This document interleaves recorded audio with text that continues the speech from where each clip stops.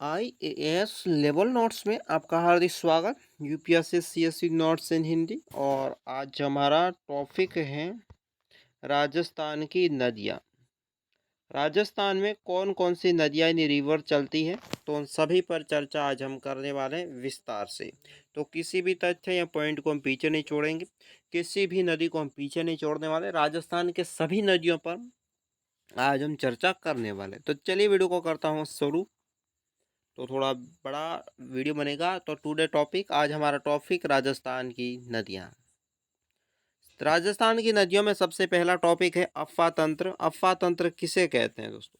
सबसे पहले नदियों से पहले बात की जाती है कि नदियाँ अफवाह तंत्र बनाती है।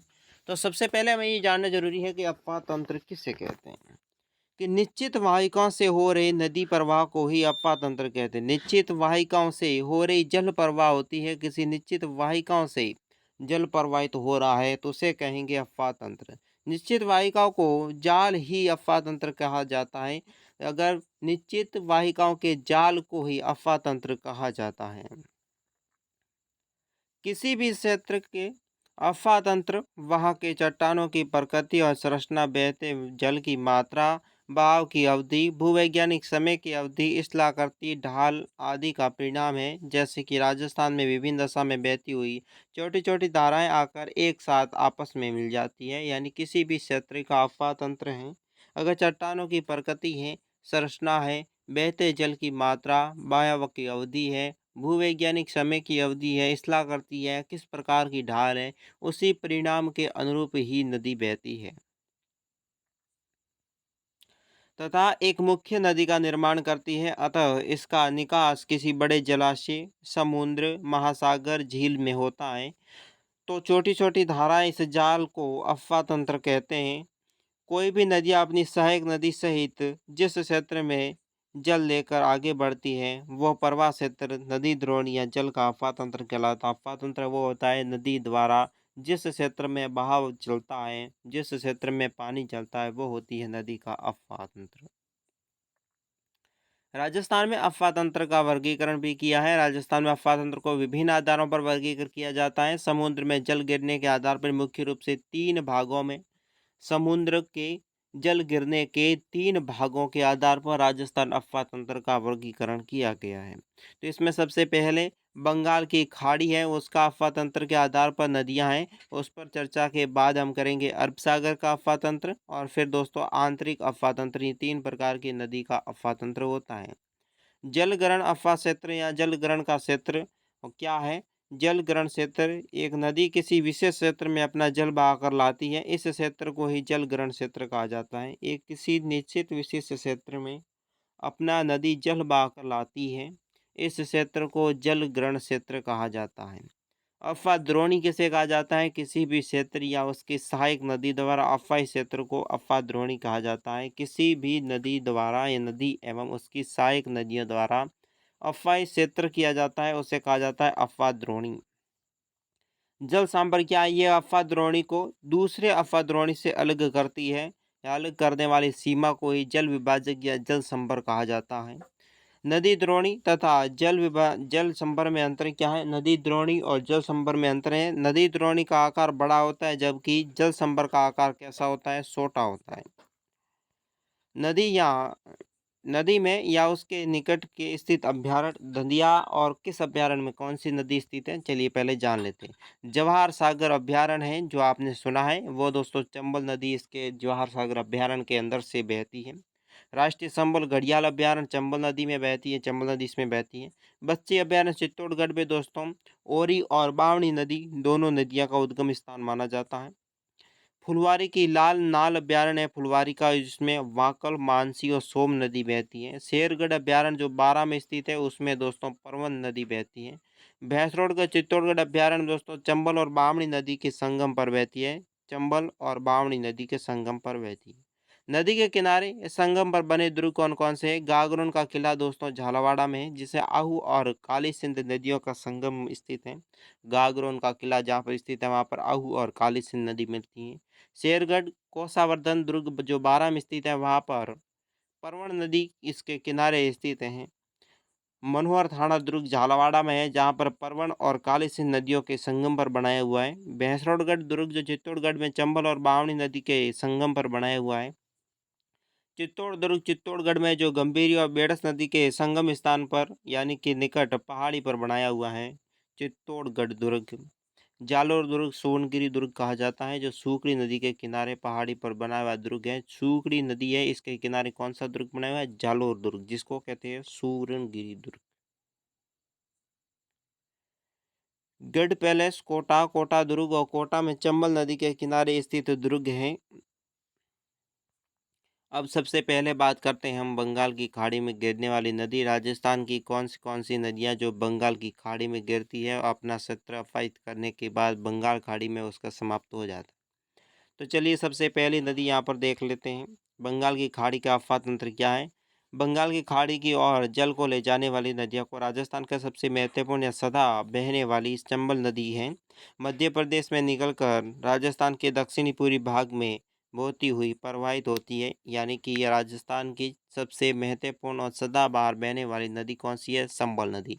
यह नदी मध्य प्रदेश से निकलने के बाद राजस्थान के दक्षिणी पूर्वी भाग में बहती है और प्रवाहित होती है। इसके बाद यहाँ पर यह नदी पथरीले पेटे से होकर बहती है और चंबल नदी के अलावा बंगाल के खाड़ी में अफवाह क्षेत्र से जुड़ी इसकी सहायक नदियां हैं दोस्तों, काली सिंध, पार्वती, बनास, कुराल, परवन, आहा और मेज, ये नदियां हैं दोस्तों जो इसकी सहायक नदियां हैं। उसके बाद आलनिया, साकन आदि हैं। इस प्रकार की दक्षिणी पूर्वी भाग राजस्थान में सदा प्रवाहित होने वाली नदियों में से और हैं। बात करते हैं सब बंगाल की खाड़ी में गिरने वाली नदियाँ। तो बंगाल की खाड़ी में गिरने वाली नदियों में सबसे पहली नदी आती है चंबल नदी।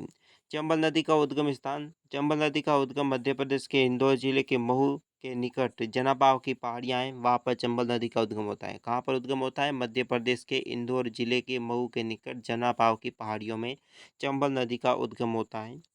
चंबल नदी को राजस्थान की कामधेनु कहा जाता है। राजस्थान की कामधेनु चंबल नदी को कहते हैं। बारहमासी नदी भी कम चंबल नदी को कहा जाता है।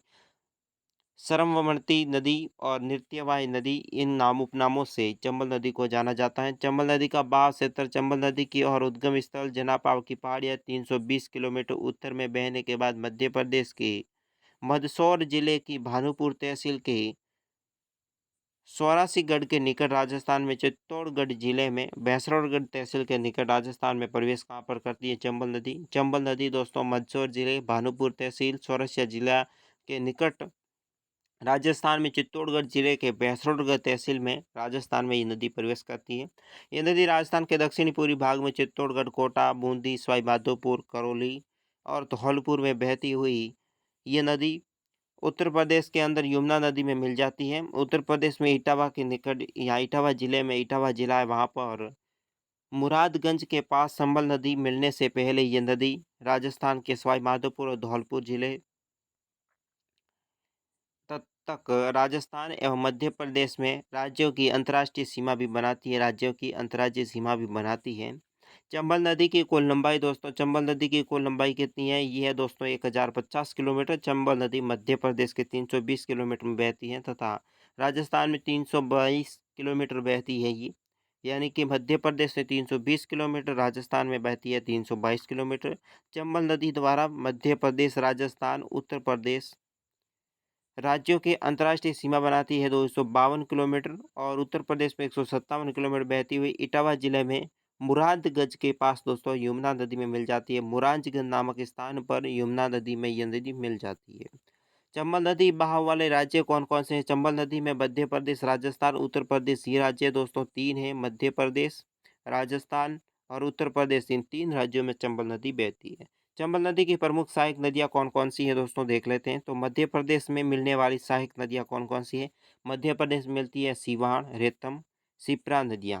राजस्थान में मिलने वाली नदियां, तो राजस्थान में मिलती है दोस्तों अलियाना, बनास, पार्वती, परवन नदी, काली सिंध नदी, कुराल, बाहवनी, सोटी, काली सिंध, मेज, सीप नदी, यह नदी दोस्तों राजस्थान में मिलती है।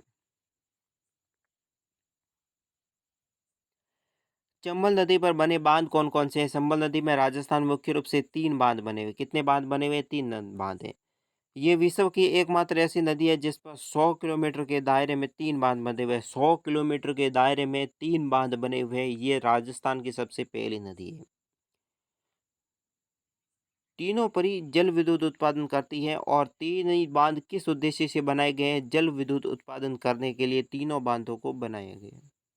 राजस्थान में चंबल नदी पर बने बांधों में निम्नलिखित में सबसे पहला है दोस्तों राणा प्रताप सागर बांध। चंबल नदी पर बना हुआ सबसे पहला बांध है राणा प्रताप सागर। फिर जवाहर सागर बांध, फिर कोटा बैराज, ये 3 बांध है दोस्तों। राणा प्रताप, जवाहर सागर और कोटा बैराज। चंबल नदी पर एक अन्य बांध गांधी सागर भी स्थित है जो मध्य प्रदेश में। राजस्थान में 3 है राणा प्रताप, जवाहर सागर और कोटा बैराज। और मध्य प्रदेश में एक बांध है जिसको कहते हैं गांधी सागर बांध। ये चंबल नदी पर 4 बांध है। चंबल नदी पर अन्य महत्वपूर्ण प्रश्न उत्तर देख लेते हैं। जो चंबल नदी पर चित्तौड़गढ़ जिले के भैंसरोडगढ़ के निकट चूलिया जलप्रपात स्थित है। चंबल नदी पर चित्तौड़गढ़ के भैंसरोडगढ़ जो गांव है उसमें चूलिया जलप्रपात हैं वो स्थित हैं। यहाँ पर चंबल लगभग 60 फीट ऊंचाई से गिरती है। 60 फीट की ऊंचाई से चंबल नदी का पानी गिरता है जिससे पानी से धुआं निकलता है, उसे कहते हैं चूलिया जलप्रपात। यहीं पर भैंसरोडगढ़ के निकट चंबल नदी पर बामणी नदी आकर मिलती है। बामणी नाम की नदी भैंसरोडगढ़ के निकट चंबल नदी में आकर मिलती है। अलीनिया सिंचाई परियोजना संबल नदी के किनारे स्थित है। सावन भादो सिंचाई परियोजना कोटा जिले के संबल नदी के स्थित है। चंबल नदी राजस्थान की सर्वाधिक मात्रा में सतही जल वाली नदी है। चंबल नदी राजस्थान में सबसे अधिक सतही जल चलने वाला नदी है। राजस्थान में सर्वाधिक अवनालिका अपरदन चंबल नदी से होती है। अवनालिका अपरदन राजस्थान में सबसे अधिक किस नदी से होती है? चंबल नदी से। राजस्थान में चंबल बैसिन नदी जिसको कहते हैं उत्खात स्थलाकृति के लिए भी प्रसिद्ध है। उत्खात स्थलाकृति के लिए चंबल नदी प्रसिद्ध है। चंबल नदी का बहाव दक्षिण से उत्तर की ओर बहता है। इसका प्रवाह प्रणाली दोस्तों वृक्षाकार, वृक्ष के आकार की प्रवाह प्रणाली है। चंबल नदी राजस्थान की बहाव क्षेत्र की दृष्टि से सबसे लंबी है। बहाव क्षेत्र की दृष्टि से राजस्थान की सबसे लंबी नदी है चंबल। कन्नू नदी दोस्तों, कन्नू नदी का उद्गम है मध्य प्रदेश के गुना से होता है। राजस्थान के 12 जिले के सुमेरी गांव में राजस्थान में प्रवेश करती है। 12 जिले में सुमेरी मुसेरी गांव है 12 जिले के राजस्थान के। वहां पर चंबल नदी, कन्नू नदी है, राजस्थान में प्रवेश करती है मध्य प्रदेश से।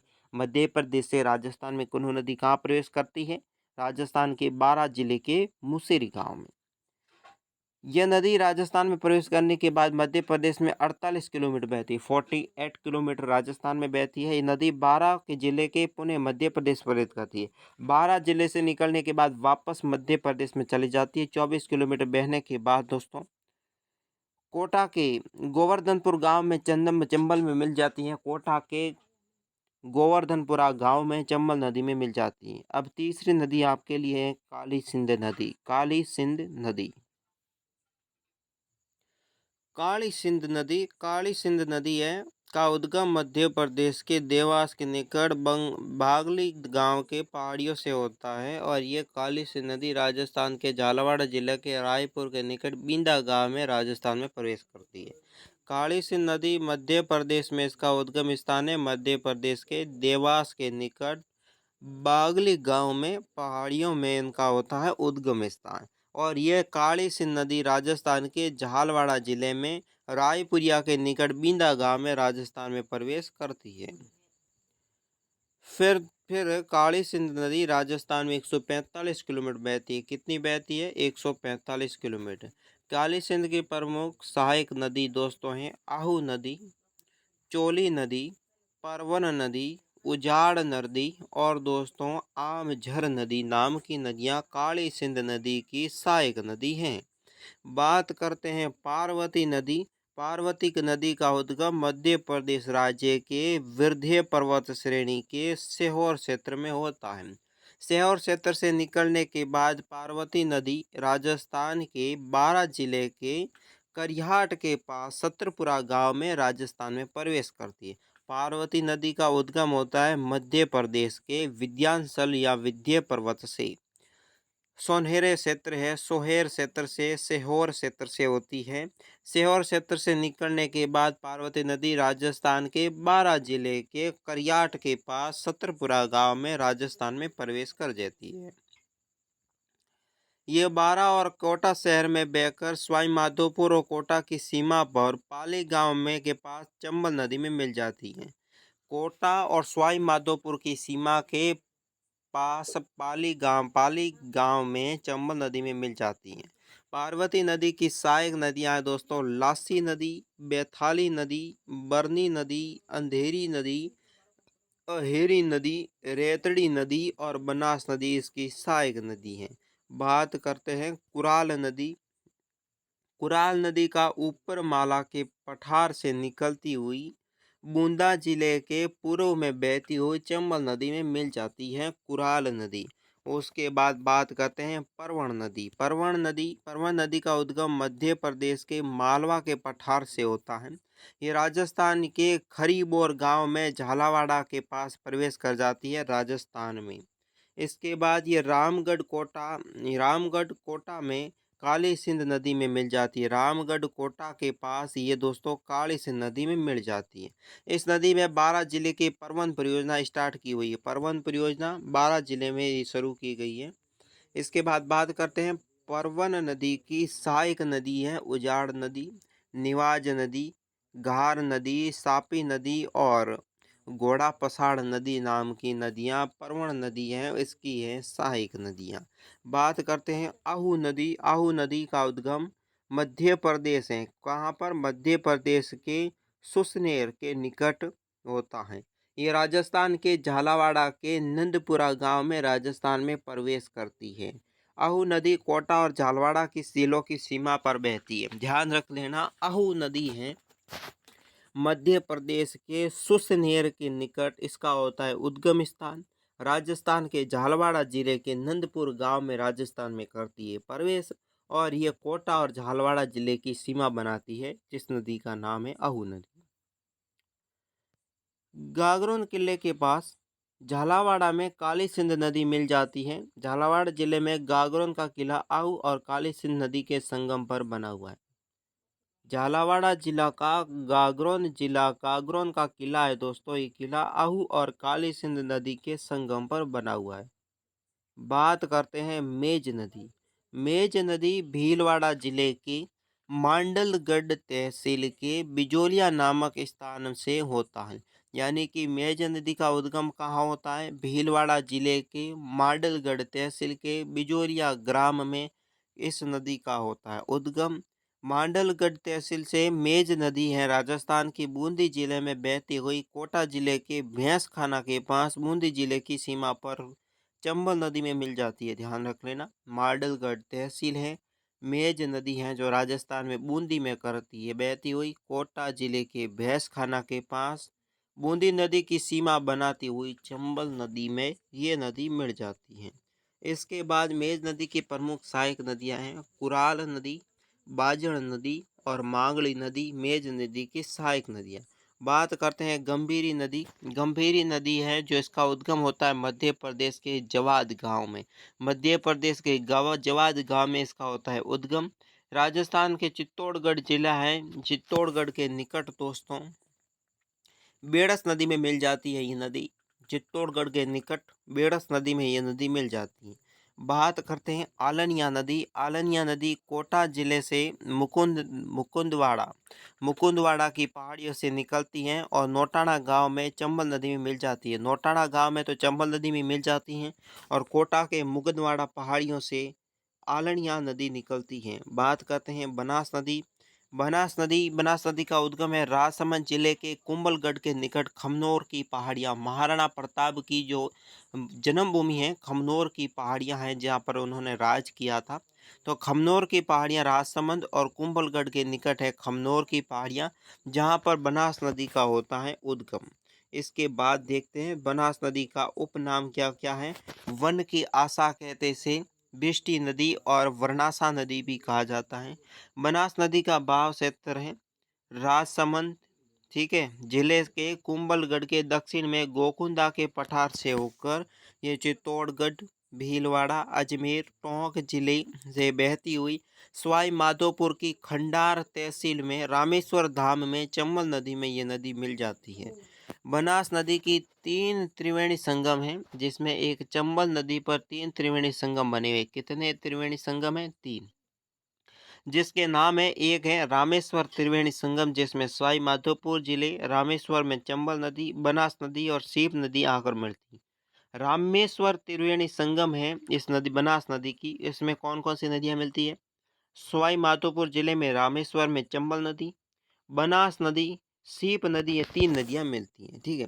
दूसरी स्थान है बिगोद त्रिवेणी संगम, जिसमें भीलवाड़ा जिले में बिगोद के मेनार नदी, बनास नदी, बेड़स नदी, ये 3 नदियां मिलती हैं। और तीसरा है दोस्तों बीसलपुर त्रिवेणी संगम, जिसमें टोंक जिले के देवली के निकट दोस्तों बीसलपुर में डाई नदी, खारी नदी और बनास नदी, ये 3 नदियां आकर मिलती हैं। बनास नदी की प्रमुख सहायक नदी है बेड़स नदी, मिनाल नदी, मानसी नदी, कोठारी नदी, खारी नदी, मोरेल नदी, कालीसील नदी, ढील नदी और डाई नदी, सोहोदरा नदी, ये नदियां इसमें मिलती हैं। बनास नदी है दोस्तों, बनास नदी के संबंधित महत्वपूर्ण तथ्य देख लेते हैं। बीसलपुर बांध बीसलपुर बांध टोंक जिले के टोडा राय सिंह के पास बिसलपुरा गांव में बनास नदी पर स्थित है। बनास नदी राजस्थान के पूर्णतः बहाव की दृष्टि से सबसे लंबी नदी क्या है? राजस्थान में पूर्णतः बहाव बहे हुए होने वाली या राजस्थान में संपूर्णतः बहने वाली सबसे लंबी नदी बनास नदी है। इसकी लंबाई है 512 किलोमीटर। बनास नदी की सबसे लंबी लंबाई है। तथा इस नदी का जल ग्रहण क्षेत्रफल कितना है? सर्वाधिक है, सबसे अधिक है। जाडोल सिंचाई परियोजना, कौन सी सिंचाई परियोजना? जाडोल सिंचाई परियोजना राजस्थान के बनास नदी में स्थित है। कौन सी सिंचाई परियोजना? जाडोल सिंचाई परियोजना। बात करते हैं कोठारी नदी। कोठारी नदी का उद्गम राजसमंद जिले कहाँ पर होता है? राजसमंद जिले के दिवेर की पहाड़ियां हैं दोस्तों, वहां से कोठारी नदी का होता है उद्गम। कोठारी नदी राजसमंद एवं भीलवाड़ा जिलों में बहकर भीलवाड़ा के नंदराय के निकट बनास में मिल जाती है कोठारी नदी। कोठारी नदी कहाँ से निकलती है? राजसमंद जिले के दिवेर की पहाड़ियां है दोस्तों, दिवेर की पहाड़ियों से निकलती है। ये बहती है राजसमंद और उसके बाद भीलवाड़ा जिले दोनों में बहती हुई भीलवाड़ा के दोस्तों नंदराय नामक स्थान है, वहाँ पर ये निकट बनास नदी में मिल जाती हैं।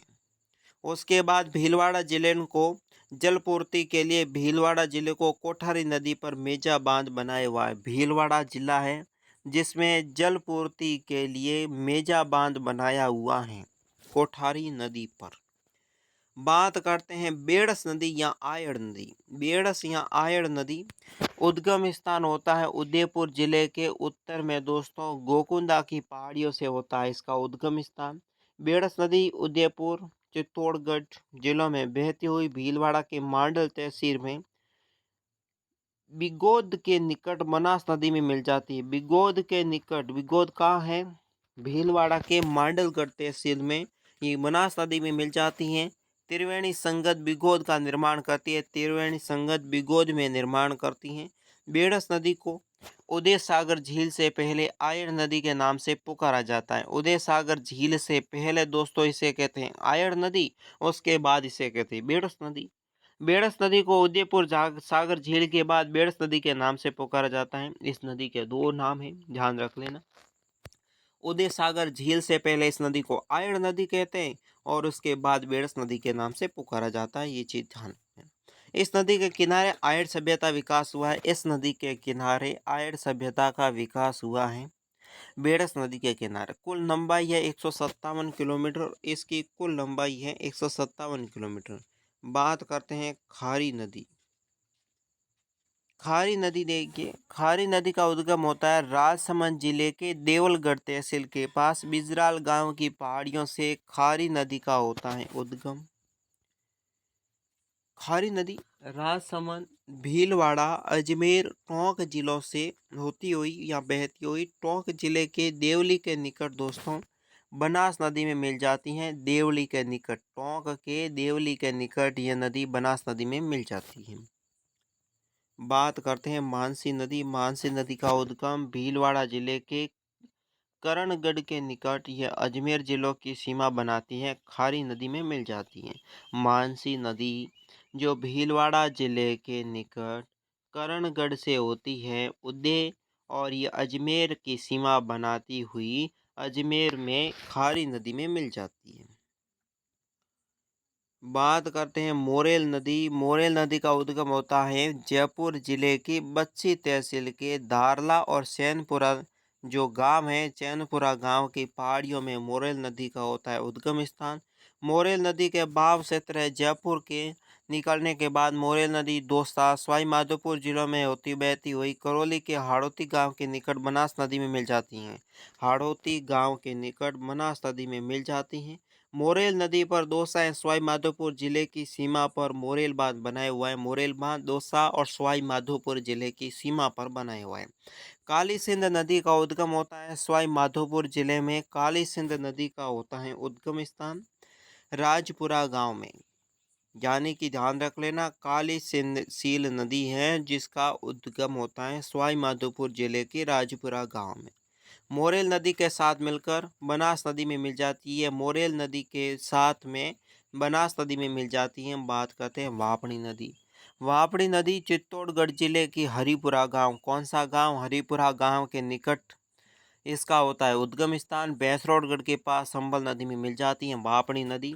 उद्गम चित्तौड़गढ़ का हरिपुरा और जो मिलती है चंबल नदी में भैंसरोडगढ़ के पास। बात करते हैं डाई नदी। डाई नदी का उद्गम अजमेर जिले के नसीराबाद तहसील में अरावली पहाड़ियों से होता है। नसीराबाद के अरावली पहाड़ियों के अजमेर में डाई नदी का होता है उद्गम। यहाँ से बहती हुई अजमेर टोंक में बहती हुई बीसलपुर के निकट बनास में मिल जाती हैं। बीसलपुर के निकट दोस्तों डाई नदी बनास नदी में मिल जाती है। बात करते हैं ढील नदी। ढील नदी का उद्गम टोंक जिले के बावड़ी गांव में होता है। यहाँ से बहती हुई ये सवाई माधोपुर जिले में बनास नदी में मिल जाती है। सवाई माधोपुर के पास बनास नदी में ढील नदी मिल जाती है। उद्गम स्थान है इसका टोंक की बावड़ी गांव। अरब सागर की ओर बहने वाली राजस्थान की नदियाँ। अब है अरब सागर की ओर बहने वाली राजस्थान की अरब सागर की अफवाह तंत्र की प्रमुख नदियों पर करेंगे चर्चा। तो सबसे पहली है राजस्थान की अरब सागर की ओर बहने वाली नदी है लूणी नदी। लूणी नदी का उद्गम स्थान है राजस्थान के अजमेर जिले के नाग पहाड़ियाँ। राजस्थान के अजमेर जिले के नाग पहाड़ियों से लूणी नदी का होता है उद्गम स्थान। लूणी नदी के उपनाम हैं। लूणी का प्राचीन नाम है लणवती या लवणवती। लवणवती के नाम से लूणी नदी का प्राचीन नाम है। पुष्कर के पास सराकरी नदी। उद्गम स्थल अजमेर की सरगावती या सागरवती नदी। जालौर की रेल या नाडा नदी भी कहते हैं। मीठी खारी नदी भी इसे कहते हैं। मरुस्थल की गंगा कहते हैं। पश्चिमी राजस्थान की सबसे लंबी नदी के नाम से भी जानते, ध्यान रख लेना। इसको क्या कहते हैं? लूणी नदी के क्या क्या नाम है? पुष्कर के पास इसे कहते हैं सार की नदी, ठीक है। उद्गम स्थान अजमेर में इसे कहते हैं सगरावती या सागरवती नदी। जालोर में इसे कहते हैं रेल या नाडा नदी। मीठी और खारी नदी भी कहते हैं। मरुस्थल की गंगा भी लूणी नदी को कहते हैं। और पश्चिमी राजस्थान की सबसे लंबी नदी लूणी नदी है। लूणी नदी का बहाव क्षेत्र अजमेर की नाग पहाड़ियों से ये निकलती है। अरावली ढालों का जल लेती हुई 10 किलोमीटर बहने के बाद दक्षिणी पूर्वी की तरफ मुड़ जाती है। अजमेर के अलावा नागौर, पाली, जोधपुर, बाड़मेर और जालौर जिलों में बहती हुई गुजरात के कच्छ जिले में प्रवेश कर जाती है। लूणी नदी 10 किलोमीटर बहती है, फिर दक्षिण पश्चिम की तरफ मुड़ जाती है। अजमेर के अलावा ये नागौर, पाली, जोधपुर, बाड़मेर, जालौर ये तो राजस्थान में बहती हैं, फिर गुजरात के कच्छ क्षेत्र में भी चली जाती है। फिर ये कच्छ के रण में विलुप्त हो जाती है। यहाँ पर इनका जल खत्म हो जाता है कच्छ के रण के क्षेत्र में। पश्चिमी राजस्थान की मुख्य नदी जो पूर्णतः 12 मासी नदी है, राजस्थान के पश्चिमी राजस्थान की यह नदी है। इसका पानी बारह मास चलता ही रहता है। पुष्कर की पहाड़ियों में भारी बरसात होने पर लूनी नदी के बाढ़ में बालोतरा बाड़मेर के इलाके में बाढ़ आ जाती है। बाड़मेर के बालोतरा इलाके में बाढ़ आ जाती है अगर पुष्कर की पहाड़ियों में भारी बरसात हो तो, क्योंकि लूनी नदी के पास बालोतरा का आसपास का धरातल नीचा है, जिसके कारण बालोतरा में बाढ़ आ जाती है। लूनी नदी का बहाव जिले हैं दोस्तों नागौर, अजमेर, पाली, जोधपुर, बाड़मेर और जालोर, ये तो है राजस्थान के जिले। उसके बाद गुजरात का कच्छ क्षेत्र। लूनी नदी का बेसिन जल ग्रहण क्षेत्र है दोस्तों 69,302.10 वर्ग किलोमीटर। लूनी नदी की कुल लंबाई है, लूनी नदी की कुल लंबाई 495 किलोमीटर। राजस्थान के अलावा गुजरात के कच्छ क्षेत्र में भी बहती है। लूनी नदी राजस्थान में 330 किलोमीटर बहती है। लूनी नदी की प्रमुख सहायक नदियां हैं सूकड़ी नदी, जिसमें सूकड़ी सायल नदी भी कहते हैं, बायड़ नदी, मीठड़ी नदी, खारी नदी, जवाई नदी, सरस्वती नदी, गुहिया नदी। फिर दोस्तों लीलड़ी नदी, सागी नदी और जोजड़ी नदी, ये है लूनी नदी की सहायक नदियां। इन नदियों का पानी लूनी नदी में आकर गिरता है। लूनी नदी की सहायक नदी जोजड़ी नदी एकमात्र ऐसी नदी है या ऐसी एकमात्र सहायक नदी है जो लूनी नदी के दाएं किनारे पे मिलती है। इन्हीं दाएं किनारे पर सिर्फ एक ही नदी लूनी नदी के मिलती है जिसका नाम है जोजड़ी नदी। इसका उद्गम अरावली की पहाड़ियों से होता है, पहाड़ों से नहीं होता, सॉरी, यहाँ पर इसका उद्गम अरावलियों की पहाड़ी से नहीं होता। अन्य सभी नदियाँ लूनी नदी के बाएं किनारे से मिलती हैं। लूनी नदी के अन्य महत्वपूर्ण देख लेते हैं तथ्य। राजस्थान की लूनी नदी की घाटी में सर्वाधिक संख्या में उप घाटियाँ हैं। सरदार समंद परियोजना लूनी नदी के किनारे स्थित है। सरदार समंद परियोजना लूनी नदी पर बनाया हुआ है। लूनी नदी जल बालोतरा बाड़मेर में मीठा उसके बाद खारा हो जाता है। लूनी नदी का बहाव अच्छी वार्षिक वर्षा के क्षेत्र में निम्नलिखित वर्षा वाले मरु प्रदेश की ओर भी माना जाता है। बात करते हैं जवाई नदी। अब लूनी नदी के बाद राजस्थान की दूसरी नदी है जवाई नदी। जवाई नदी का उद्गम होता है पाली जिले से। किस जिले से होता है? पाली जिले के बाली तहसील की गारिया गांव की पहाड़ियों से होता है जवाई नदी का उद्गम। जवाई नदी में जल प्रदूषण के प्रमुख कारण है रंगाई और सफाई उद्योग। रंगाई और सफाई उद्योग का पानी जवाई नदी में आता है। जवाई नदी की बहाव क्षेत्र राजस्थान की पाली और जालोर जिले में बहती है। जालोर में सायल गांव के पास जवाई नदी खारी नदी में मिल जाती है। जवाई नदी पर सुमेरपुर पाली के पास जवाई बांध बना हुआ है। जवाई नदी पर सुमेरपुर पाली में जवाई बांध बनाया हुआ है। जवाई बांध में सई बांध की सुरंग पर पानी लाया जाता है। इस सुरंग पर पानी लाया जाता है। बात करते हैं सूकड़ी नदी। सूकड़ी नदी का उद्गम स्थान होता है पाली जिले के देसूर के निकट। देसूर पाली के वहां पर सूकड़ी नदी का उद्गम स्थान।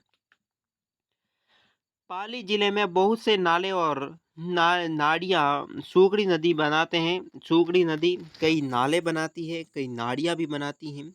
सूकड़ी नदी का बहाव क्षेत्र सूकड़ी नदी राजस्थान के पाली जिले में बहकर जालोर और बाड़मेर जिले में ये बहती है। बाड़मेर जिले के चमदड़ी में ये सूकड़ी नदी लूनी नदी में मिल जाती है। बाड़मेर के समदड़ी गांव में सूकड़ी नदी लूनी नदी में मिल जाती है। सूकड़ी नदी पर जालोर जिला का बाकवी गांव की बांकड़ी गांव है। बांकड़ी गांव में बांकड़ी बांध बना हुआ है जालोर जिले में। सूकड़ी नदी में जालोर जिले के बाकली गांव में बांकड़ी बांध बना हुआ है। बात करते हैं खारी नदी। खारी नदी का उद्गम स्थान होता है सिरोही जिले के शेरगवा की पहाड़ियां हैं। शेरगवा की पहाड़ियों से खारी नदी निकलती हैं। खारी नदी सिरोही जिले में बहकर जालोर जिले में प्रवेश करती है। जालोर के साय लगा में ये खारी नदी जवाई नदी में मिल जाती है। खारी नदी है जो जवाई नदी में कहाँ मिलती है? जालोर के साय लगा में। बात करते हैं सांगी नदी। सांगी नदी का उद्गम जालोर जिले के जसवंतपुरा, जालोर का जसवंतपुरा है, वहां पर सांगी नदी का उद्गम स्थान। बहाव क्षेत्र है सांगी नदी जालोर के जसवंतपुरा की पहाड़ियों से बहने के बाद बाड़मेर जिले के गांधव गांव के निकट लूनी में मिल जाती है। ध्यान रख लेना यह नदी कौन सी है? सांगी नदी है जो जालोर के जसवंता की पहाड़ियों से निकलने के बाद बाड़मेर और जालोर की सीमा पर गांधव गांव के निकट लूणी नदी में यह नदी मिल जाती है। बात करते हैं जोजड़ी नदी। जोजड़ी नदी, यह नदी का उद्गम स्थान, जोजड़ी नदी का उद्गम नागौर जिले के पड़लू गांव की पहाड़ियां या पाड़लू की गांव की पहाड़ियों से जोजड़ी नदी का उद्गम स्थान होता है। इसका बहाव क्षेत्र है नागौर के पाड़लू गांव की पहाड़ियों बहने के बाद जोधपुर जिले में बहती हुई लूणी नदी में मिल जाती हैं। जोजड़ी नदी लूणी नदी की एकमात्र सहायक नदी है। लूणी नदी है जोजड़ी नदी लूणी नदी की एकमात्र सहायक नदी है जो दाएं किनारे पर मिलती है। इसका उद्गम अरावली की पहाड़ियों से होता है जोजड़ी नदी का। बात करते हैं बांडी नदी। बांडी नदी का उद्गम स्थान होता है पाली जिले से। बांडी नदी का बहाव क्षेत्र है दोस्तों। बांडी नदी का पाली जिले में बहती हुई पाली जोधपुर की सीमा पर लाखर गांव में लूणी नदी में मिल जाती हैं। बांडी नदी की सहायक नदी है दोस्तों गुइया नदी। बात करते हैं माई नदी।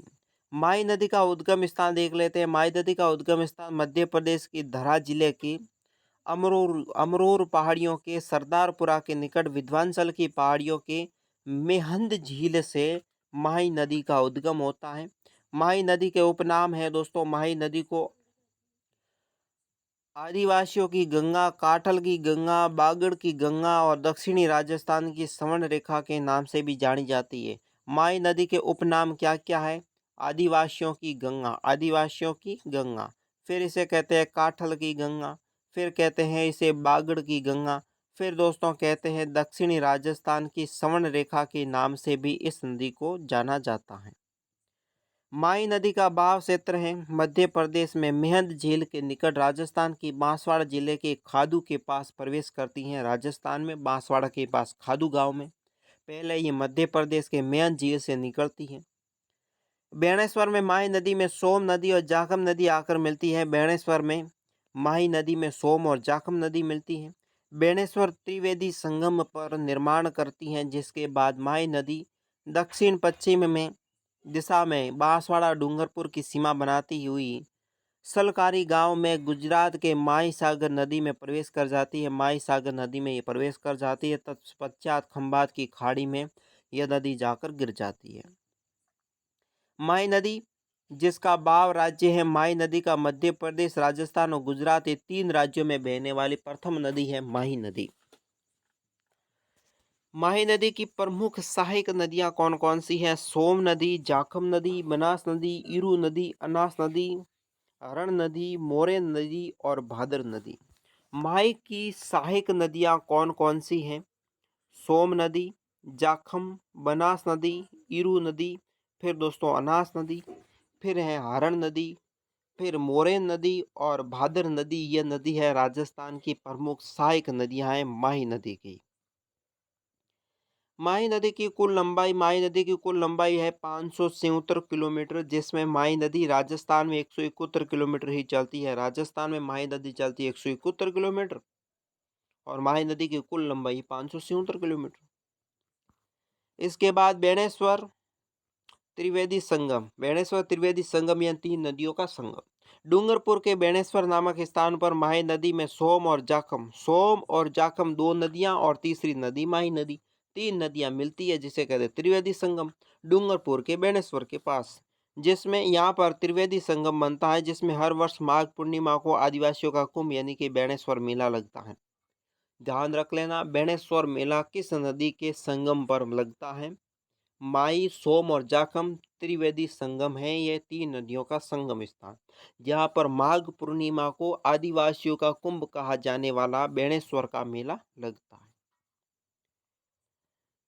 माही नदी के संबंधित तथ्य हैं। माही नदी कर्क रेखा को 2 बार पार करने वाली कौन सी नदी है? कर्क रेखा को 2 बार पार करने वाली नदी है माही नदी।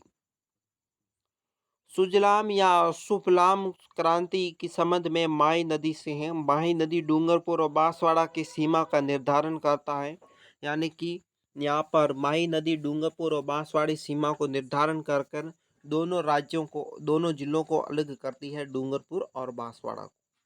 लोधीसर का नाका डूंगरपुर में माही नदी पर स्थित है। लोधीसर का नाका डूंगरपुर के माही नदी पर स्थित है। बांसवाड़ा के बोरखेड़ा गांव के पास माई नदी, माई बजाज सागर बांध। कौन सा बांध है? माई बजाज सागर बांध। बेरखेड़ा गांव पे, बांसवाड़ा की बेरखेड़ा गांव में माई नदी पर माई बजाज सागर बांध बना हुआ है। राजस्थान में माई नदी के प्रवाह क्षेत्र को क्या कहते हैं? चप्पन का मैदान। राजस्थान में माई का प्रवाह क्षेत्र को क्या कहते हैं? चप्पन का मैदान। बात करते हैं सोम नदी। सोम नदी का उद्गम स्थान उदयपुर। उदयपुर जिले के खेरवाड़ा तहसील के ऋषभदेव यानी कि बाबलवाड़ा के जंगल के, जिसे कहते हैं बीसा मेड़ा की पहाड़ियां हैं, वहां पर सोम नदी का होता है उद्गम स्थान। सोम नदी का बहाव क्षेत्र है। सोम नदी अपने उद्गम स्थान से दक्षिण पूर्वी दिशा में उदयपुर डूंगरपुर के बहाकर उदयपुर और डूंगरपुर की सीमा बनाती है। सोम नदी उदयपुर और डूंगरपुर की सीमा बनाती है। उद्गम स्थान है दक्षिणी पूर्वी दिशा में डूंगरपुर और उदयपुर के पहाड़ी क्षेत्र। बेणेश्वर स्थान पर माई नदी में मिल जाती हैं। सोम नदी की सहायक नदियां जाखम, गोमती, सारनी नदी और तीसरी है टीडी नदी। अनास नदी है। अनास नदी का उद्गम स्थान मध्य प्रदेश के आम्बेर गांव के निकट विद्वांसल की पहाड़ियां हैं। अनास नदी है जो उसका मध्य प्रदेश के आम्बेर गांव के निकट मध्य विद्वांसल की पहाड़ियों से नदी निकलती है। बाव क्षेत्र देख लेते हैं। बाव क्षेत्र है मध्य प्रदेश के उद्गम स्थल में बहती हुई राजस्थान की बांसवाड़ा के मेलेडी खेला गांव के पास प्रवेश करती है राजस्थान में। ये डूंगरपुर के गलियाकोट के निकट माई नदी में मिल जाती है, डूंगरपुर के गलियाकोट में। बात करते हैं जाखम नदी। जाखम नदी का उद्गम स्थान है प्रतापगढ़ जिले के छोटी चांदड़ी की भंवर माता के मंदिर की पहाड़ी है। इस पहाड़ी से दोस्तों प्रतापगढ़ जिले के भंवर माता की पहाड़ियों में छोटी चांदड़ी के पास से जाखम नदी का होता है उद्गम स्थान। बाव क्षेत्र है जाखम नदी प्रतापगढ़ से अपना उद्गम स्थान दोस्तों उदयपुर और बांसवाड़ा में बहती हुई बेणेश्वर डूंगर के पास सोम नदी में मिल जाती है। जाखम नदी प्रतापगढ़ में अपने उद्गम स्थान से बहती हुई उदयपुर और बांसवाड़ा में बहती हुई बेणेश्वर डूंगरपुर है, वहां पर सोम नदी में जाखम नदी मिल जाती है। बात करते हैं मोरे नदी। मोरे नदी डूंगरपुर की पहाड़ियों से निकलती है। कहाँ से निकलती है? डूंगरपुर की पहाड़ियों के गलियाकोट के पास माही नदी में मिल जाती है। ये डूंगरपुर की पहाड़ियों से निकलकर गलियाकोट के पास माही नदी में मोरे नदी मिल जाती है। फिर कहते हैं भादर नदी।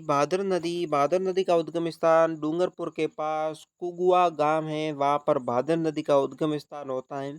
बाव क्षेत्र है भादर नदी में डूंगरपुर के कुगुआ गांव में अपना उद्गम स्थान, जिसको कहते हैं उत्तर दक्षिणी दिशा में बहती हुई कोखारा गांव के निकट डूंगरपुर में प्रवेश करती है। कोखारा गांव के निकट गुजरात में प्रवेश कर जाती है। भादर नदी डूंगरपुर के कुगुआ गांव से निकलती है और कोखारा गांव के निकट गुजरात में प्रवेश कर जाती है। यह नदी गुजरात के कराता गांव में माई नदी में मिल जाती है। गुजरात के कराता गांव में भादर नदी माई नदी में मिल जाती है। फिर बात करते हैं पश्चिमी बनास नदी। पश्चिमी बनास नदी का उद्गम स्थान है। बनास नदी का उद्गम स्थान सिरोही जिले के दक्षिण में निया सनवरा गांव के निकट अरावली की पहाड़ियां हैं, वहां पर बनास नदी का होता है उद्गम स्थान। पश्चिमी बनास नदी का बहाव क्षेत्र है पश्चिमी बनास नदी जो सिरोही के नया सनावरा गांव के निकट अरावली की पहाड़ियों से निकलती है बनास नदी। फिर गुजरात के बनासकांठा के जिले में प्रवेश करती है। गुजरात का बनासकांठा में ये प्रवेश करती है। वहाँ पर ये लिटिल रण यानी कि कच्छ का रण है, वहाँ पर ये विलुप्त हो जाती है नदी। गुजरात के डीसा नगर पश्चिमी बनास नदी पर बसा हुआ है। ये कच्छ के रण में विलुप्त हो जाती है और गुजरात का डीसा नगर है जो बनास नदी के पश्चिमी तट पर बना हुआ है। पश्चिमी बनास तट की कुल लंबाई है 226 किलोमीटर। ये राजस्थान के सिरोही जिले में 50 किलोमीटर बहती हुई शेष गुजरात में बहती है। राजस्थान में 50 किलोमीटर राजस्थान में बहती है, फिर बहती है गुजरात में। बनास नदी की सहायक नदी है दोस्तों सूकली नदी, खारी, सुकेत नदी, बलराम नदी, सीपू नदी, सेवरण नदी, धारवोल नदी, कुकड़ी नदी और दोस्तों गोहलन नदी, ये नदी राजस्थान की बनास नदी की सहायक नदियां हैं। बात करते हैं साबरमती नदी। साबरमती नदी का उद्गम स्थान उदयपुर जिले के कोटड़ा तहसील के पदराड़ा के निकट अरावली की पहाड़ियों से निकलती है साबरमती नदी। साबरमती नदी उदयपुर जिला, कोटड़ा तहसील और पदराड़ा के निकट अरावली की पहाड़ियों से ये नदी निकलती है। साबरमती साबरमती नदी का बहाव क्षेत्र है उदयपुर के पदराड़ा के निकट गुजरात के साबरकांठा जिले में प्रवेश कर जाती हैं। साबरकांठा गुजरात में बहकर खंभात की खाड़ी में साबरकांठा के पास खंभात की खाड़ी में गिर जाती हैं। गुजरात का गांधीनगर साबरमती नदी पर बसा हुआ है। गुजरात का गांधीनगर धाम। साबरमती नदी ये प्रमुख सहायक नदी है जिसको कहते हैं मजाम नदी, वाकल नदी, सेई नदी, फिर दोस्तों हाथमती नदी, वेतरक नदी और वेस्वा नदी। साबरमती नदी की ये सभी सहायक नदी हैं जिसको डूंगरपुर और उदयपुर जिले से निकलती हैं। साबरमती नदी जो डूंगरपुर और उदयपुर जिले से निकलती हैं। बात करते हैं सूकली नदी। सूकली नदी का उद्गम स्थान दोस्तों सिरोही जिले के दक्षिण पश्चिमी यानी मेरा गांव से निकलती हैं। दक्षिण पश्चिमी मेरा गांव सिरोही जिले से सूकड़ी नदी निकलती हैं। सूकड़ी नदी का बहाव क्षेत्र है सिरोही जिले के मेरा गांव की पहाड़ियों से निकलती हुई सिरोही गांव के 45 किलोमीटर बहती हुई गुजरात के दवास गांव में पश्चिमी बनास नदी में सूकड़ी नदी मिल जाती है। वाकल नदी का उद्गम स्थान उदयपुर में गोकुंदा की पहाड़ियों के सुरन गांव से वाकल नदी निकलती है। बाव क्षेत्र है उदयपुर के बहती हुई गुजरात और उदयपुर की सीमा बनाती हुई साबरमती नदी में मिल जाती हैं। उदयपुर और गुजरात की सीमा बनाती हुई साबरमती नदी में वाकल नदी गिर जाती है। इसके बाद बात करते हैं सेई नदी। सेई नदी का उद्गम स्थान होता है सेई नदी उदयपुर जिले के पादरना गांव की पहाड़ियों से सेई नदी का उद्गम होता है। ठीक है, सेई नदी का बहाव क्षेत्र है सेई नदी उदयपुर जिले के पादरना गांव की पहाड़ियों से तो निकलता है। उसके बाद राजस्थान के 14 किलोमीटर बहने के बाद उदयपुर के खजूरिया गांव के निकट गुजरात में दो चार गांव में साबरमती नदी में मिल जाती हैं। बब हो गई नदियां। अब बात करते हैं आंतरिक जल प्रवाह वाली राजस्थान की प्रमुख नदियां। आंतरिक जल प्रवाह करने वाली राजस्थान की प्रमुख नदियां कौन सी हैं? तो चलिए देख लेते हैं। आंतरिक जल प्रवाह के आधार पर सबसे पहली आती है घग्गर नदी। घग्गर नदी का उद्गम स्थान घग्गर नदी का उद्गम हिमाचल प्रदेश के शिवलिंगा की पहाड़ियां हैं। शिवलिंग की पहाड़ियां हिमाचल प्रदेश की हैं। वहां से घग्गर नदी का होता है उद्गम स्थान कालका माता के मंदिर के पास। किस मंदिर के पास? कालका माता के मंदिर के पास। इस सवाल पहले भी पूछा जा चुका था। घग्गर नदी का उद्गम उपनाम है। उपनाम क्या है घग्गर नदी के? घग्गर नदी को नट नदी भी कहते हैं, मर्त नदी कहते हैं, सोतर नदी, सरस्वती नदी, राजस्थान का शौक, लेटी हुई नदी और देशदती नदी के नाम से जाना जाता है। घग्गर नदी के दूसरे नाम कि ये नदी किस नाम से जानी जाती है, ये कौन सी नदी है, इस प्रकार के सवाल पूछे जा सकते हैं। तो इसमें देखो नट नदी, मर्त नदी, सोतर नदी, सरस्वती नदी, राजस्थान का शौक, लेटी हुई नदी और देशदती नदी, ये नाम है ना, ये सभी नाम घग्गर नदी के हैं। ठीक है, इसके बाद देखते हैं घग्गर नदी के बहाव क्षेत्र। बहाव क्षेत्र कौन कौन से हैं? हिमाचल प्रदेश के शिवलिंगा पहाड़ियों से निकलकर पंजाब और हरियाणा राज्य में बहती हुई राजस्थान के हनुमानगढ़ जिले के टिब्बी नामक स्थान पर राजस्थान में प्रवेश कर जाती है। घग्गर नदी हिमाचल प्रदेश की शिवलिंगा की पहाड़ियों से निकलती है, पंजाब हरियाणा राज्य में बहती है। बहने के बाद राजस्थान के हनुमानगढ़ जिला है उसमें टिब्बी नामक स्थान पर राजस्थान में कर जाती है प्रवेश। ये अक्सर भटनेर की पहाड़ियों के पास जाते जाते समाप्त हो जाती है। भटनेर की दुर्ग है, इसके पास जाती जाती इस नदी का पानी हो जाता है समाप्त। कभी कभी अत्यधिक वर्षा होने के कारण यह गंगानगर जिले में भी इसका पानी पहुंच जाता है। इसका पानी कभी वर्षा ज़्यादा हो तो गंगानगर में इसका पानी चला जाता है। सूरतगढ़ अनूपगढ़ में बहती हुई पाकिस्तान के बहावलपुर जिले में भी प्रवेश कर जाती है। कभी कभी ये सूरतगढ़ अनूपगढ़ में पानी जाने के बाद पाकिस्तान की बहावलपुर में भी इस नदी का पानी चला जाता है। अंत में पोर्ट अब्बास नामक स्थान पर जाकर समाप्त हो जाती है। पोर्ट अब्बास नामक स्थान पाकिस्तान में, वहाँ पर ये समाप्त हो जाती है। घग्गर नदी राजस्थान में प्रवेश करने के बाद थोड़ी ही दूर हनुमानगढ़ के तलवाड़ा झील का निर्माण करती है। हनुमानगढ़ में तिलवाड़ा झील है, तलवाड़ा झील का निर्माण करती है। ये राजस्थान की सबसे नीची झील है। राजस्थान की सबसे नीची झील कौन सी है? तलवाड़ा झील। घग्गर नदी की कुल लंबाई है 465 किलोमीटर। घग्गर नदी बहने वाले राज्य हैं। घग्गर नदी हिमाचल प्रदेश, पंजाब, हरियाणा और राजस्थान में बहती हैं।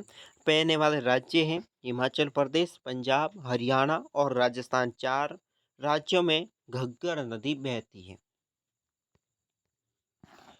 इसके बाद देखते हैं, यहाँ पर देखो घग्गर नदी के अन्य महत्वपूर्ण तथ्य हैं। घग्गर नदी राजस्थान के हनुमान जंक्शन की धरातल स्तर के पास, ये नदी के पेटे के स्तर सबसे नीचे होते हैं। घग्गर नदी के मुहाने पर हनुमानगढ़ में कालीबंगा सभ्यता का विकास हुआ है। कालीबंगा सभ्यता का विकास हुआ है। घग्गर नदी आंतरिक प्रवाह की दृष्टि से राजस्थान की सबसे लंबी नदी है। घग्गर नदी आंतरिक प्रवाह की दृष्टि से। घग्गर नदी राजस्थान की बाव क्षेत्र को नाली या पाट भी कहते हैं। नाली और पाट कहते हैं घग्गर नदी को। घग्गर नदी पाकिस्तान के बाव क्षेत्र को कहते हैं हकरा। हकरा जो फारसी भाषा का शब्द है, पाकिस्तान में बेहद बहाव क्षेत्र है जिसको कहते हैं हकरा। बात करते हैं कातड़ी नदी। कातड़ी नदी का उद्गम स्थान, कातड़ी नदी का उद्गम स्थान सीकर जिले के खंडेला की पहाड़ी जिसे कहते हैं रवेसा, रेवासा है। खंडेला की पहाड़ी जिसमें कातड़ी नदी का उद्गम स्थान होता है सीकर में। कातड़ी नदी का बहाव क्षेत्र है। कातड़ी नदी अपने उद्गम स्थान रेवासा सीकर की उत्तर की ओर बहती हुई झुंझुनू में प्रवेश करती है। सीकर के उत्तर में बहती हुई झुंझुनू में करती है प्रवेश। ये झुंझुनू जिले को 2 भागों में विभाजित करती है। सुरू एवं झुंझुनू जिलों की सीमा में विलुप्त हो जाती है। सुरू और झुंझुनू का जब सीमा लगती है वहां पर ये नदी हो जाती है विलुप्त, कातली नदी। कातली नदी की कुल लंबाई दोस्तों है, कातली नदी की कुल लंबाई 100 किलोमीटर है। कातली नदी का अन्य महत्वपूर्ण तथ्य देख लेते हैं। कातली नदी के किनारे गणेश्वर सभ्यता का विकास हुआ था। गणेश्वर सभ्यता का विकास किस नदी के किनारे हुआ है? कातली नदी। कातली नदी का बहाव क्षेत्र तोरावटी प्रदेश कहलाता है। कातली नदी जहाँ जहाँ बहती है उसे कहते हैं तोरावटी प्रदेश। बात करते हैं काकड़ी नदी। काकड़ी नदी दोस्तों, काकड़ी नदी का उद्गम होता है, उद्गम जैसलमेर जिले के कोठारी गांव जैसलमेर का है। वहां पर नदी कौन सी निकली? काकड़ी नदी। काकड़ी नदी को काकड़ी नदी भी कहा जाता है। स्थानीय भाषा में इसे काकड़ी नदी को दोस्तों कहते हैं मसूरदी नदी जैसलमेरी भाषा में कहा जाता है। काकड़ी नदी का लंबाई है, कुल लंबाई है 17 किलोमीटर। काकड़ी नदी की बहाव क्षेत्र है। काकड़ी नदी जैसलमेर जिले के कोठारी गांव से निकलती है। कुछ दूर बहने के बाद जैसलमेर की बुझ झील का निर्माण करती है। काकड़ी नदी पर कौन सी झील स्थित है? बुझ झील। कहाँ पर? जैसलमेर में। आगे कुछ दूरी पर स्थित मीठा खाड़ी में विलुप्त हो जाती है। मीठी खाड़ी में ये हो जाती है विलुप्त। कुल 17 किलोमीटर चलती है काकड़ी नदी। काकड़ी नदी राजस्थान की आंतरिक प्रवाह की सबसे छोटी नदी है। आंतरिक प्रवाह में चलने वाली राजस्थान की सबसे छोटी नदी कौन सी है? काकड़ी नदी। बात करते हैं साबी नदी का उद्गम स्थान। साबी नदी का उद्गम स्थान जयपुर जिले के सेवर की पहाड़ियाँ, जयपुर के सेवर की पहाड़ियों में साबी नदी का उद्गम स्थान। साबी नदी का बहाव क्षेत्र, साबी नदी सेवर की पहाड़ियाँ जयपुर से निकलती है। जयपुर के सेवर की पहाड़ियों से साबी नदी निकलती है।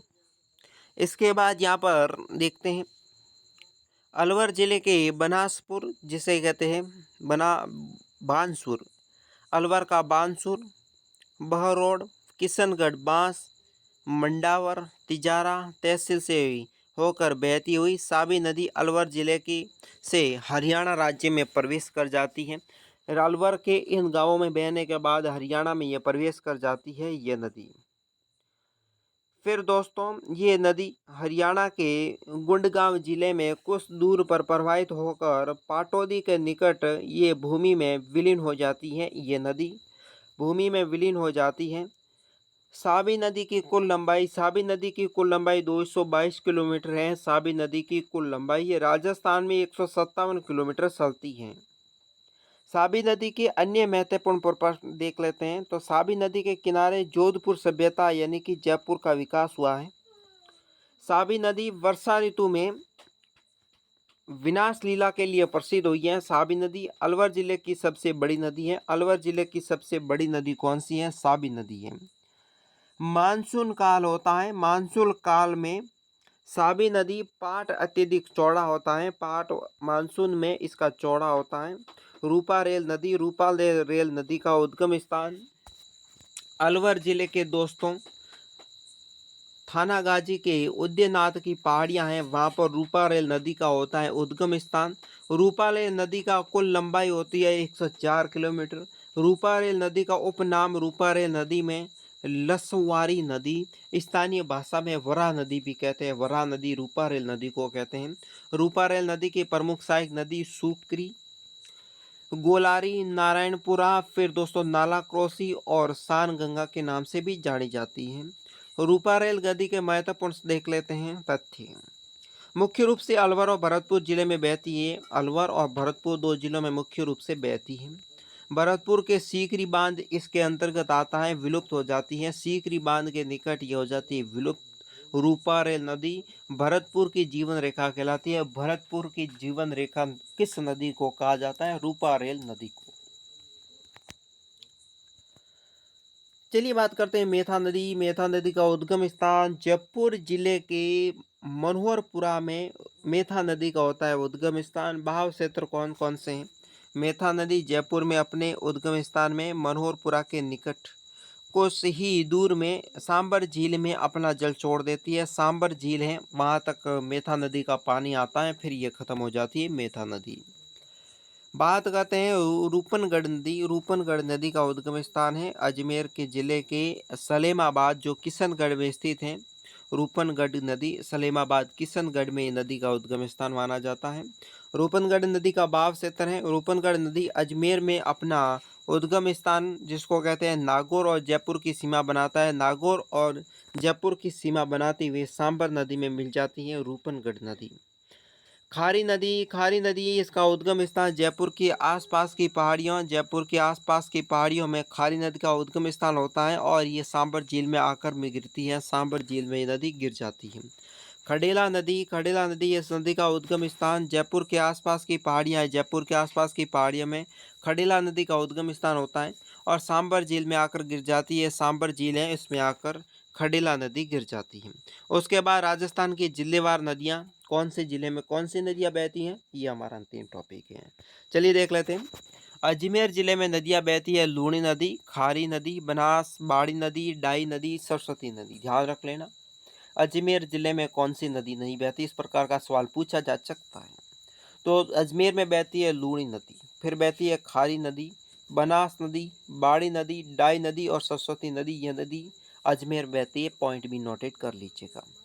बाड़मेर में सूखड़ी, जवाई और दोस्तों फिर बहती है लूणी और सांगी। बाड़मेर जिले में कौन सी नदी बहती है?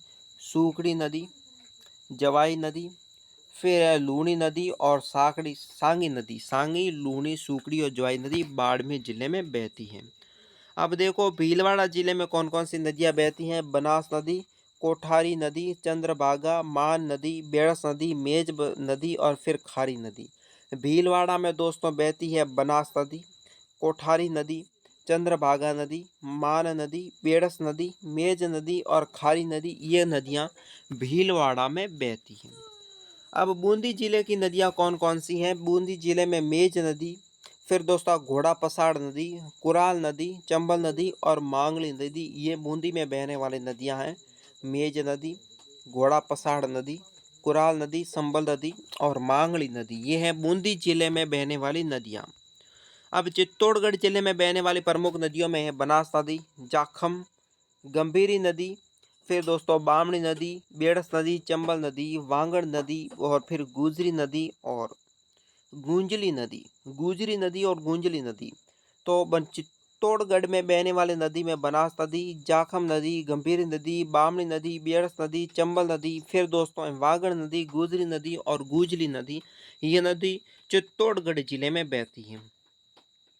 धौलपुर जिले में कौन कौन सी नदियां बहती है? गंभीर नदी, चंबल नदी और पार्वती नदी। धौलपुर जिले में 3 नदियां बहती है, गंभीर नदी, चंबल नदी और पार्वती नदी। ध्यान रखें। टोंक जिले में कौन कौन सी नदियां बहती हैं? खारी नदी, बनास नदी और मासी नदी, तीन नदियां बहती हैं टोंक जिले में। खारी नदी, बनास नदी, मासी नदी, ये टोंक जिले में बहने वाली प्रमुख नदियां हैं। श्री गंगानगर जिले में बहने वाली प्रमुख नदियों में दोस्तों घग्गर नदी एक ही है। बाढ़ आने पर दोस्तों ये खतरनाक नदी है। श्री गंगानगर में बहने वाली घग्गर नदी एक ही नदी है। फिर बात करते हैं जयपुर जिले में बहने वाली नदियां। बाणगंगा नदी, मेथा नदी, बाड़ी नदी, साबी नदी, मासी नदी, ढूंढ नदी और रतन गंगा नदी। ये नदी दोस्तों जयपुर में बहती है। बाणगंगा नदी, मेथा नदी, बाड़ी नदी, साबी नदी, मासी नदी, ढूंढ नदी और फिर दोस्तों रतन गंगा नदी, ये नदी जयपुर में बहती है। अब बात करते हैं जालोर की नदी। जालोर में बहती है लूणी नदी, सुगड़ी नदी, खारी नदी, ज्वाई नदी, सागी नदी और सुकेर नदी। जालोर में लूणी नदी बहती है, फिर सूकड़ी, खारी, जवाई, सांगी और सकेल नदी, ये नदी जालोर जिले में बहती है। झुंझुनू जिले की नदियां। झुंझुनू नदी में एक ही नदी बहती है जिस नदी को कहते हैं कातली नदी। अब देखो दोस्तों कोटा नदी में बहने वाली नदी कौन कौन सी है? कोटा में बहती है काली सिंध नदी, चंबल नदी, पार्वती, आहू, परवन और मेजा नदी। कौन कौन सी नदी हैं कोटा में? काली सिंध नदी, चंबल नदी, पार्वती नदी, आहू नदी, परवन नदी और मेज नदी, ये नदी बहती है कोटा में। फिर बहती है आलनिया नदी, निमाज नदी और तकली नदी, ये नदी भी कोटा में बहती है। अब बात करते हैं नागौर की नदियाँ। नागौर जिले में बहती है मेथा नदी, लूणी नदी, जोजड़ी नदी। नागौर में कौन कौन सी नदियाँ बहती हैं? मेथा नदी, लूणी नदी और जोजड़ी नदी, तीन नदियाँ बहती हैं। सीकर जिले की नदियां। सीकर जिले में एक ही नदी बहती है जिसको कहते हैं कातली नदी। अब देखो सवाई माधोपुर जिले में बहने वाली नदियां, इसमें बनास नदी, मोरेल नदी, चंबल नदी और गंभीरी नदी। बनास नदी, मोरेल नदी, चंबल नदी और गंभीरी नदी, ये सवाई माधोपुर जिले में बहने वाली प्रमुख नदियां हैं। प्रतापगढ़ जिले में बहने वाली नदियों में है माही नदी, जाखम और ईरू नदी, तीन नदियां बहती है माही, जाखम और ईरू नदी। अलवर जिले में बहने वाली नदी में साबी नदी, रूपारेल नदी, फिर दोस्तों गैर नदी, सोटा नदी, काली नदी और फिर काली चूहड़ नदी, ये नदी दोस्तों अलवर में बहती है। बांसवाड़ा जिले में बहने वाली प्रमुख नदियों में माई नदी, अन्नास नदी, चांप नदी, ईरू नदी और सैनी नदी और हरण नदी, ये नदी बांसवाड़ा में बहती है। भरतपुर जिले में बहने वाली नदी है रूपारेल नदी, गंभीरी नदी और बाणगंगा नदी, भरतपुर जिले में बहने वाली नदी है। बारह जिले में बहने वाली नदी में पार्वती नदी, परवण नदी और फिर दोस्तों काली सिंध नदी, कुन्नू नदी और फिर दोस्तों नवाज नदी, ये 12 जिले में बहने वाली नदी है। डूंगरपुर जिले में बहने वाली नदी है सोम नदी, जिसे और फिर है सोनी नदी, माही नदी, वितरक नदी, जाखम नदी और फिर दोस्तों है मोरेन नदी, ये नदी डूंगरपुर जिले में बहती है। उसके बाद देखते हैं दौसा जिले में बहने वाली नदियाँ। मोरेल नदी और बाणगंगा दो ही नदी दौसा जिले में बहती हैं। उदयपुर जिले में बहने वाली नदी जाखम नदी, साबरमती नदी, सोम नदी, बेड़स नदी, मानसी नदी, वाकड़ नदी, गोमती नदी के बाद सई नदी, यह नदी उदयपुर जिले में बहती है। अब बात करते हैं हनुमानगढ़ जिले में बहने वाली नदी। हनुमानगढ़ में एक नदी बहती है घग्गर नदी। जोधपुर जिले में बहने वाली नदी जोजड़ी और लूणी, दो नदियां बहती हैं। जैसलमेर में एक नदी बहती है जिसको कहते हैं काकड़ी नदी। झालावाड़ में बहने वाली नदी काली सिंध नदी, परवण नदी, अऊ नदी, सोटी नदी, काली खाड़ नदी, ठीक है। इसके बाद दोस्तों सोली नदी और निवाज नदी कहलाती है। करौली जिले में बहने वाली नदी है संबल नदी, अट्टा नदी, फिर दोस्तों गंभीरी नदी, बरखेड़ा नदी, चंद्रावती नदी और भैंसावड़ नदी और माची नदी, ये करौली जिले में बहती हैं। पाली जिले में बहने वाली नदी है सूकड़ी नदी, लूणी नदी, ज्वाई नदी और बाड़ी हेमा बास नदी, ये बहती हैं पाली जिले में। फिर दोस्तों सिरोही जिले की नदियाँ सूकड़ी नदी, पश्चिमी बनास नदी, खारी नदी, फिर बहती हैं दोस्तों कपाल गंगा नदी और कृष्णवती नदी और सीपू यानी कि सुकली नदी। राजसमंद जिले में बहती हैं दोस्तों कोठारी नदी, खारी नदी और बनास नदी, ये तीन राजसमंद जिले में बहने वाली नदियां हैं। बीकानेर की नदियां बहती हैं दोस्तों, यहाँ ध्यान रख लेना कोई नदी नहीं बहती। बीकानेर ऐसा जिला है जहाँ पर कोई नदियाँ नहीं बहती। स्वरूप ही ऐसा एक जिला है जहाँ पर कोई नदियाँ नहीं बहती। तो दोस्तों आज के वीडियो में बस इतना ही। हमारे चैनल पर वीडियो देखने का आपका बहुत बहुत धन्यवाद। चैनल को अभी तक आपने सब्सक्राइब नहीं किया तो कर दीजिए प्लीज़। वीडियो को लाइक दोस्तों के साथ शेयर करें। कमेंट बॉक्स में बताएं कौन सी नदी राजस्थान की जो है छूट चुकी है, वरना यहाँ कोई भी तथ्य छूटा है जो महत्वपूर्ण एग्जाम की दृष्टि से, तो आप हमें बता सकते हो कमेंट बॉक्स के जरिए। वीडियो कैसा लगा कमेंट बॉक्स में बताना है। आज की वीडियो में से इतना है, मुझे दीजिए इजाज़त। नमस्कार।